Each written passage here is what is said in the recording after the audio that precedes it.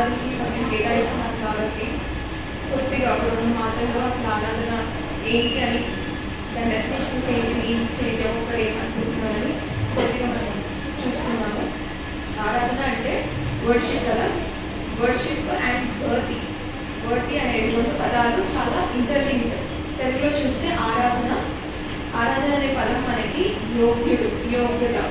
యోగ్యము అనే పదం నుంచి డిరైవ్ చేయబడింది. సో అంటే యోగ్యుడు అంటే అర్హుడు కదా.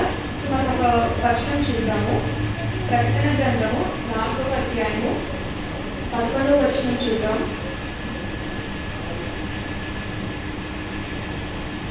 ప్రకటన గ్రంథము 4వ అధ్యాయము 11వ వచనం చూద్దాం.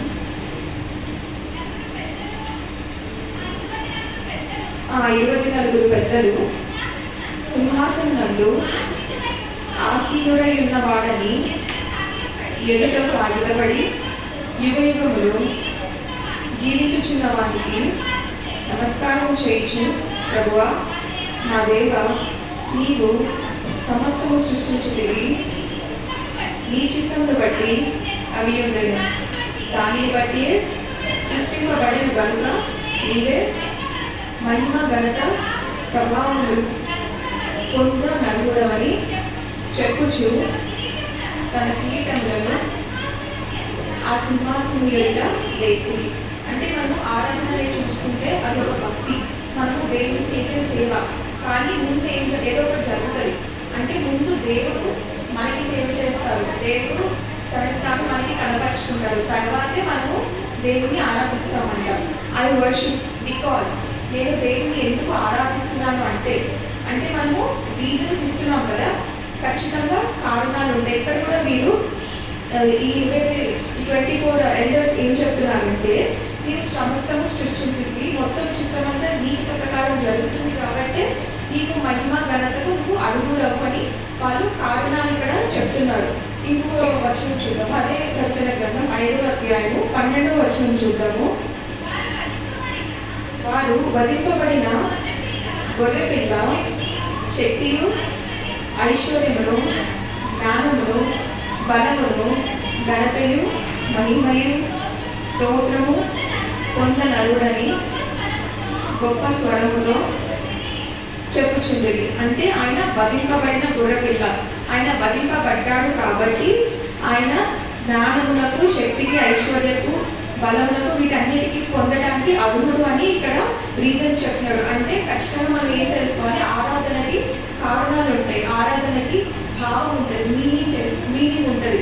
మనం ప్రైజ్ ది లార్డ్, హల్లెలూయా, స్తోత్రం అని ఎన్నిసార్లు చెప్పినా దానికి ఒక కారణం లేకుండా, ఒక భావం లేకుండా చెప్తే అది వ్యర్థమైన ఉచ్చారణ. మనం పాతాళంలో ఉండి కూడా మనం ప్రైజ్ ది లార్డ్, హల్లెలూయా చెప్పొచ్చు, కానీ ఉపయోగం ఏమి ఉండదు. మనము ఆరాధన పలికేటప్పుడు మనము అర్థం లేకుండా పలికితే పరలోకంలో ఇంత కూడా ఎఫెక్ట్ ఉండదు, ఇంత కూడా ఇంపాక్ట్ ఉండదని మనం తెలుసుకోవచ్చు. మనం పదే పలికితే ఒక ఎమోషన్ ఇస్తుంది, మనకి ఒక ఆత్మీయంగా ఒక శక్తి ఇస్తుంది, కానీ దానివల్ల మనకి ఏది ఉపయోగం ఉండదు. అలాగే ఆరాధన అనేది ఒక ఆడియో వర్డ్ కాదు, ఒక విజువల్ యాక్షన్. మాట మాత్రమే కాదు కానీ, సౌండ్ మాత్రమే కాదు కానీ, యాక్షన్, క్రియలలో మనము ఆరాధన అనేది చూపించాలన్నమాట. అయితే అది మనము ప్రదర్శించుకోవడానికి, ఒక అంటే ఎగ్జిబిట్ చేసుకోవడానికి ఒక కళ కాదు, ఒక ఆర్ట్ కాదు. అది మన యాటిట్యూడ్, మన వైఖరి, పద్ధతి, మన ఎక్స్ప్రెషన్ ఆఫ్ హార్ట్. మనము మన గుండె లోపల ఏ భావం ఉందో ఆ భావాన్ని ఎక్స్ప్రెస్ చేయడానికి మనము ఈ ఆరాధన అనేది చేస్తాము. అయితే ముందు ఇదంతా జరగాలంటే దేవుడు తాను ముందు ప్రత్యక్షపరుచుకుంటాడు. అయితే మనం చూసిన వాటిని, అనుభవించిన వాటిని, విన్న వాటిని, వీటన్నిటికీ మనము ఫస్ట్ ఎక్స్పీరియన్స్ అవ్వాలి, తర్వాత మనము ఎక్స్ప్రెస్ చేస్తాం, తర్వాత మనము అనుభవించిన దానికి స్పందన, ఏదైతే మనం అనుభవిస్తామో దానికి మనం స్పందించడమే ఆరాధన అంటే. అయితే దేవుని యొక్క మాటలను, ఆయన చర్యలను, ఆయన కార్యములను మనం హృదయపూర్వకంగా స్పందించడం, హృదయపూర్వకంగా ఒప్పుకోవడం, హృదయపూర్వకంగా రెస్పాండ్ అవ్వడమే ఆరాధన అంటే. సో మనకి ఏం తెలుస్తుంది, ఆరాధనలో కారణాలు ఉన్నాయి, భావాలు ఉన్నాయి, ఒక సాక్రిఫైస్ ఉంది, ఒక అభిమానం ఉంది, ఒక భక్తి ఉంది. సో ఇలా చాలా డెఫినేషన్స్ ఉంటాయి ఆరాధనకి, ఒక్కొక్కరికి ఒక డెఫినేషన్ ఉంటుంది. అలానే నేను కరెక్ట్, మీరు తప్పు అనేది కాదు కదా. ఇప్పుడు ఇక్కడ నుంచున్నాను, ఇటు సైడ్ ఉన్న వాళ్ళకి నేను రైట్ ఉంటాను, ఇటు సైడ్ ఉన్న వాళ్ళకి లెఫ్ట్ ఉంటాను, ముందున్న వాళ్ళకి దగ్గర ఉంటారు, వెనకాల అంటాం. అలానే ఈ పాయింట్ ఆఫ్ వ్యూ తప్ప కాదు కదా, ప్రతి ఒక్కరి పాయింట్ ఆఫ్ వ్యూ కరెక్టే, ఒక్కొక్కరికి ఒక్కొక్క విధంగా ఉంటుంది. అయితే మనం ఇవాళ ఒక భక్తుడు, ఆ భక్తుడి యొక్క ఆరాధన విధానం ఎలా ఉందో మనం చూద్దాము. అయితే ఈ భక్తుడికి దేవుడు ఒక పేరు ఇచ్చాడు, ఏమని అంటే దేవుని హృదయానుసారమైన భక్తుడని. ఎవరంటారు? దావీదు. దావీదు కన్నా బాగా ఆరాధించేవారు మనం దగ్గర చూడము. ఆయన the most favourite person of God కదా. అయితే ఈ 42వ కీర్తనలో చిన్న బ్రీఫింగ్ ఇస్తాను. 42వ కీర్తన ఏంటంటే దీంట్లో మనకి ఒక వ్యాధి గురించి చెప్పబడి ఉంటుంది.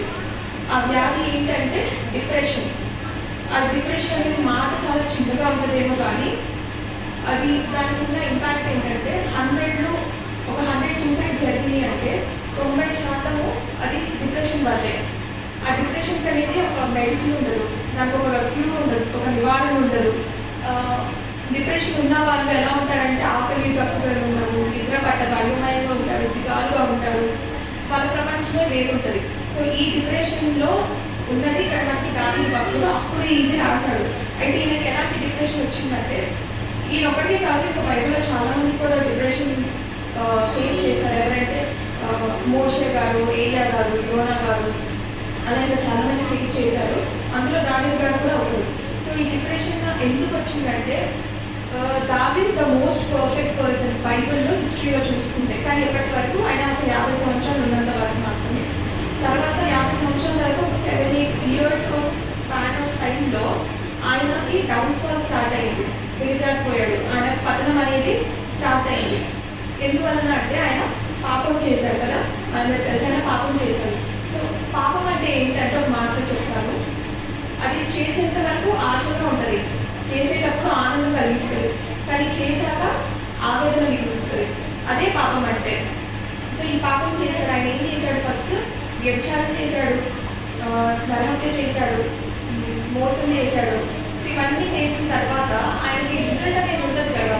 సో ఆ రిజల్ట్ ఏం జరిగిందంటే పుట్టిన కొడుకు చనిపోయాడు, కూతురు పేరు చెప్తాను, ఆయన ఇద్దరు కొడుకులు అబ్షలోము, అమ్నోను. అమ్నోను చనిపోయాడు, అబ్షలోము తనకు వ్యతిరేక అయ్యాడు. అలాగే తన కూతురు తామారు. సో తామారు కూడా దీన స్థితిలో ఉండిపోయింది. సో ఇవన్నీ జరుగుతున్నాయి. అదే టైంలో ఇజ్రాయెల్ ఆ ప్రజలందరూ ఆయనకి ఎగెయిన్స్ట్గా అయ్యారు.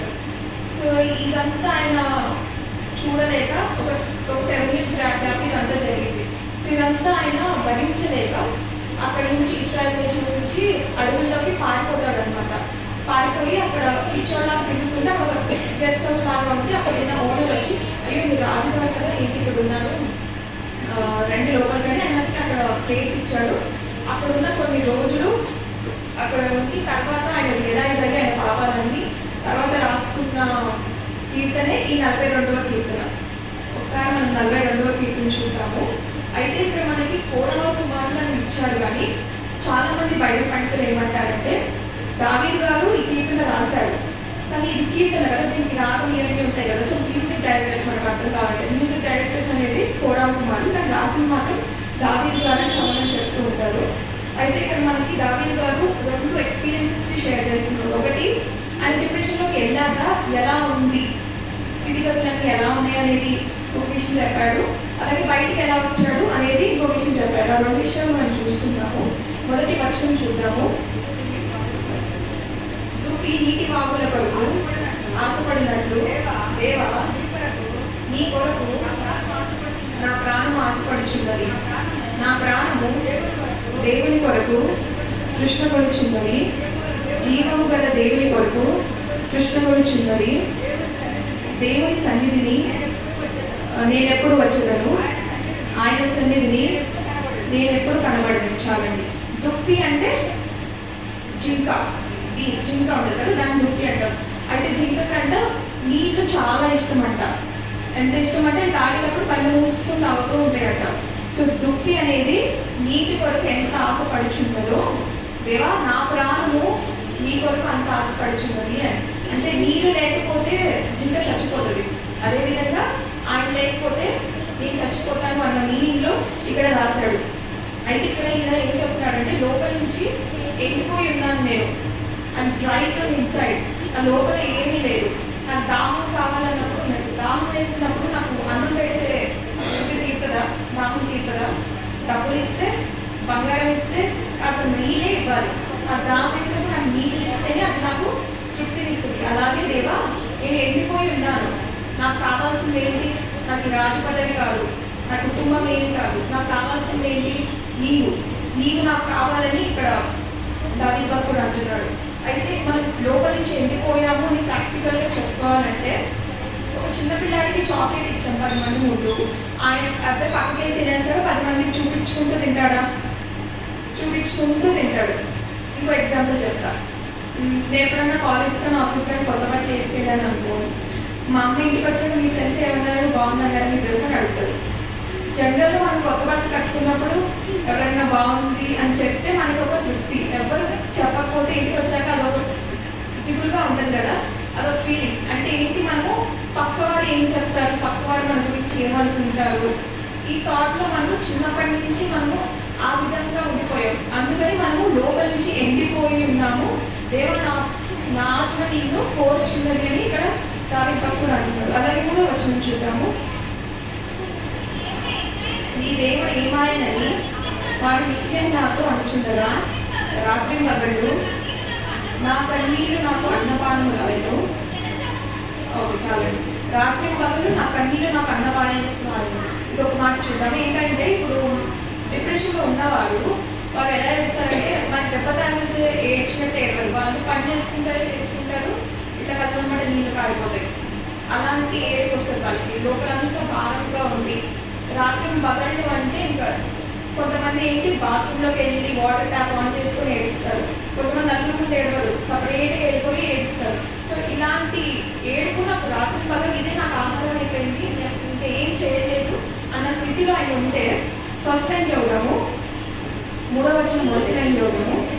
నీ దేవుడు ఏమైనని వారి నిత్యము నాతో అనుచుండగా. అంటే నేను ఇలాంటి స్టేజ్లో ఉన్నప్పుడు పక్కవారు ఏమంటున్నారు, నీ దేవుడు ఏమయ్యాడు, దేవుడి నుంచి ఏదో గొప్ప చెప్పావు, దేవుడిని మీకు సాయం చేస్తారన్నావు, ఏమైనా నీ దేవుడిని హెల్ప్ చేయట్లేదా అని ఇలాంటి మాటలతో మనకి హోప్ చేస్తూ ఉంటారంట. ఎప్పుడు మనం డిప్రెషన్లో ఉన్నప్పుడు కూడా మనకి ఇలాంటి మాటలు వస్తాయంట. 4వ వచనం చూద్దాము. జన సమూహంతో పండుగ చేయుచున్న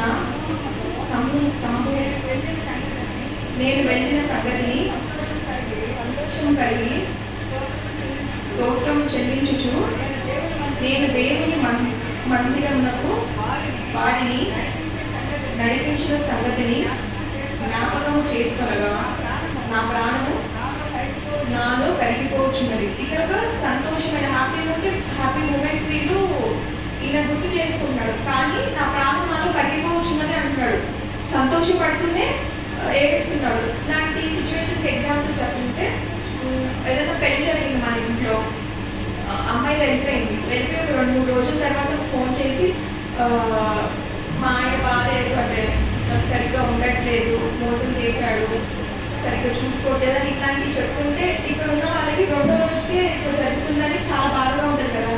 అదే మూమెంట్లో డోర్ బెల్ కొట్టి వీడియోగ్రాఫర్ వచ్చి, అమ్మ ఇదిగోండి పెళ్లి ఆల్బము చాలా బాగుంది, మేడ్ ఫర్ ఈచ్ అదర్ లాగా ఉన్నారు, వాళ్ళిద్దరు చూడడానికి చాలా బాగున్నారంటే ఎలా ఉంటుంది, నవ్వలేక ఎడవలేక ఉన్న సిచ్యువేషన్ కదా. ఆనందమైన మూమెంటే కానీ కృంగిపోతున్నాడు లోపల నుంచి.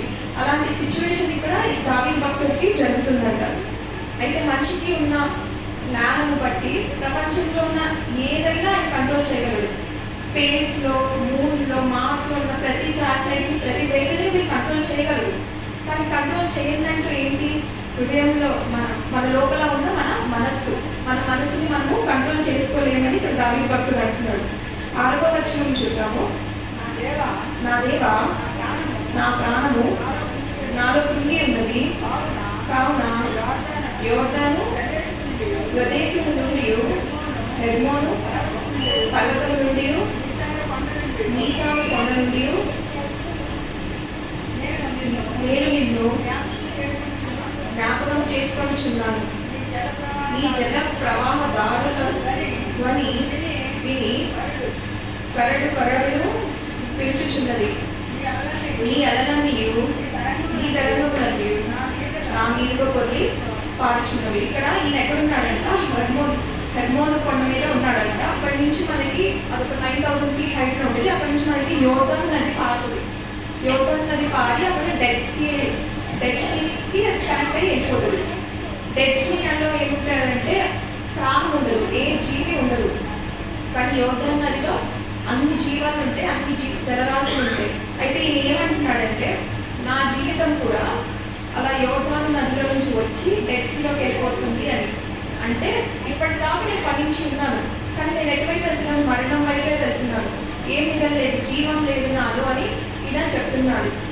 అదే మనం చూస్తే కరడుగా ఉంది. కరడుగా అంటే అలలుగా, అంటే వేవ్స్గా అన్నీ ఒకేసారి వచ్చి పడినట్టు. మనం కూడా అనుకుంటాం కదా, అన్ని ప్రాబ్లమ్స్ ఒకేసారి వచ్చి పడ్డాయి అని మనం అనుకుంటాం. అన్నీ ఒకసారి వచ్చి పడ్డాయి, నేను ఏం చేయను, నాకు ఎస్కేప్ అవ్వడానికి దారి లేదు, ఏం మార్గం లేదు, ఇంతే నేను చీకటిగా అనుకుంటాం. కానీ అదే మూమెంట్లో మనము కూల్గా ఉండాలి, అదే మూమెంట్లో ధైర్యంగా ఉండాలి. ఎందుకంటే నా ధైర్యం నా నుంచి వచ్చింది కాదు, కానీ ఆయన నుంచి వచ్చింది. కాబట్టి దీని నుంచి మనకి ఈ చీకటి నుంచి నాకు దారి చూపించేవాడు ఆయనే. కాబట్టి ధైర్యంగా ఉండడము అవసరమని ఇక్కడ మనకి దావీదు భక్తుడు చెప్తున్నాడు. అయితే ఈయన దీని నుంచి బయటికి ఎలా వచ్చాడు చూస్తే 5వ వచనం చూద్దాము. నా ప్రాణమా నీవేళ కృంగియున్నావు, నాలో నీవేళ తొందరపడుచున్నావు. దేవునియందు నిరీక్షణ ఇచ్చును, ఆయనే నా రక్షణకర్త, నా దేవుడనియు చెప్పుకొనిచ్చు. ఇంకను నేను ఆయనను స్తుతించాను. అయితే ముందు దావీదు ఏం చేశాడంట, తన అంతరంగంలో చూశాడంట. ఇది మనందరికీ చాలా కష్టమైన విషయం. చుట్టూ ఉన్నది చూస్తాం, కానీ మన రోజు మనం చూసుకోము. మన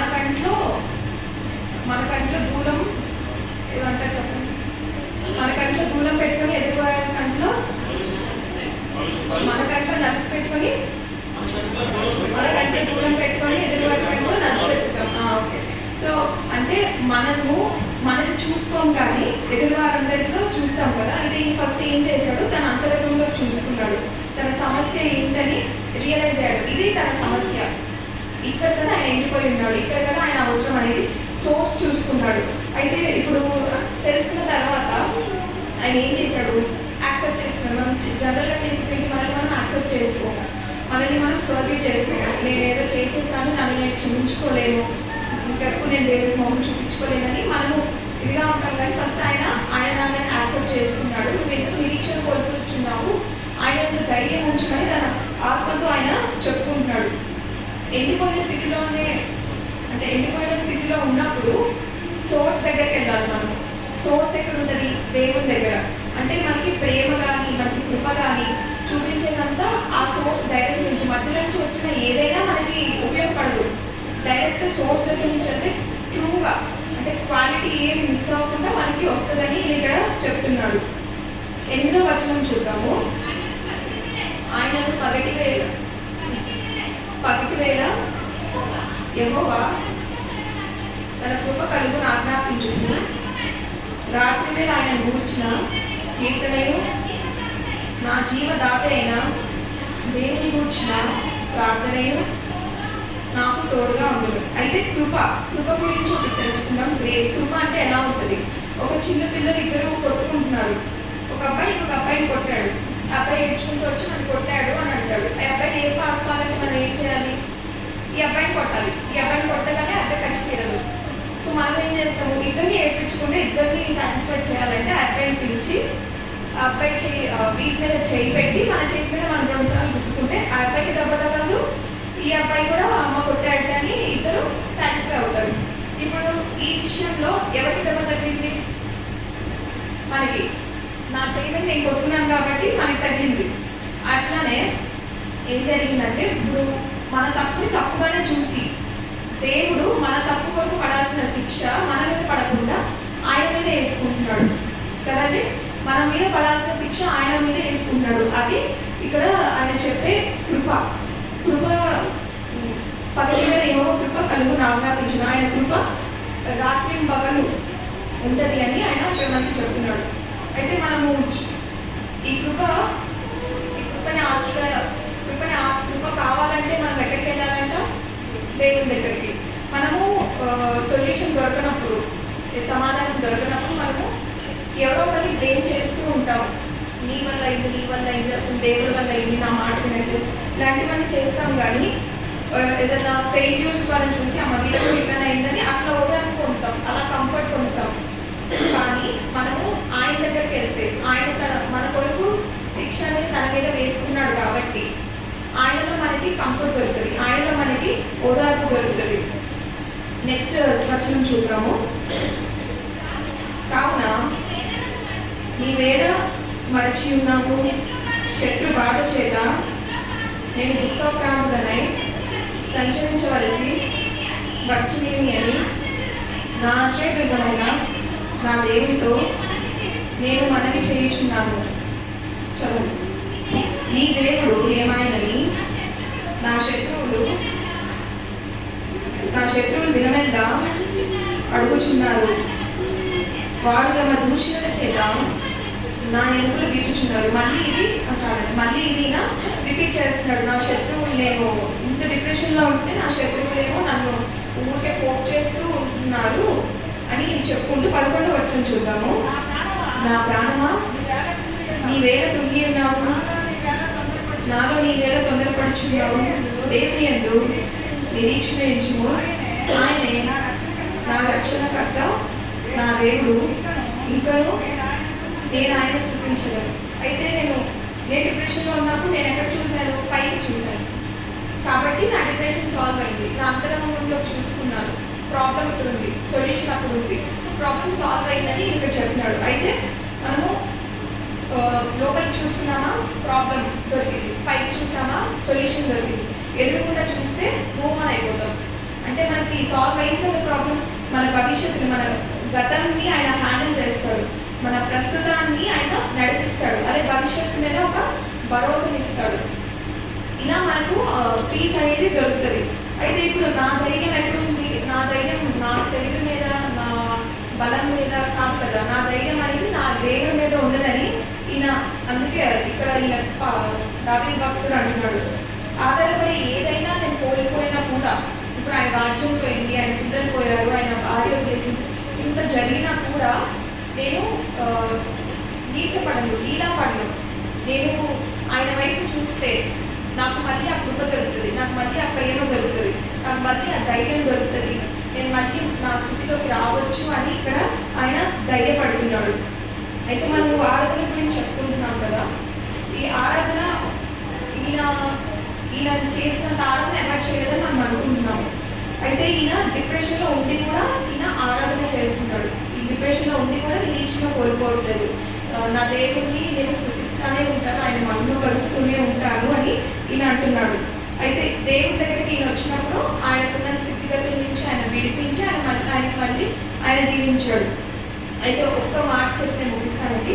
హైయెస్ట్ వర్షిప్ ఏంటంటే మనము బిగ్గరగా కేకలు వేసి సౌండ్ చేసి మ్యూజిక్ పాడి ఇలా చేసినప్పుడు కాదు, కానీ అది కూడా ఆరాధనే. కానీ అలా కాకుండా హైయెస్ట్ వర్షిప్ ఏంటంటే సైలెన్స్, నిశ్శబ్దంగా ఉండడమే గొప్ప ఆరాధన. ఎవరైనా మనకి బాగా హెల్ప్ చేశారనుకోండి, వారికి ఏ విధంగా థ్యాంక్ యూ చెప్పాలో కొన్నిసార్లు మనకు అర్థం కాదు, అలా ఉండిపోతాము. నా పట్ల ఎలా చేయగలిగారు, అసలు చాలా థ్యాంక్ఫుల్గా ఉన్నానని మనకి నోటి మాటలు కూడా రావు, ఏం చెప్పాలో కూడా అర్థం కాదు. అది నిజమైన కృతజ్ఞతలై ఉండడము అంటే. ఒక వచనం చూద్దాము. 46 వచనం చూద్దాము. ఊరకుండడి, నేనే దేవుడని తెలుసుకుని చాలా ఊరకుండడి. Silent, being silent is the highest worship.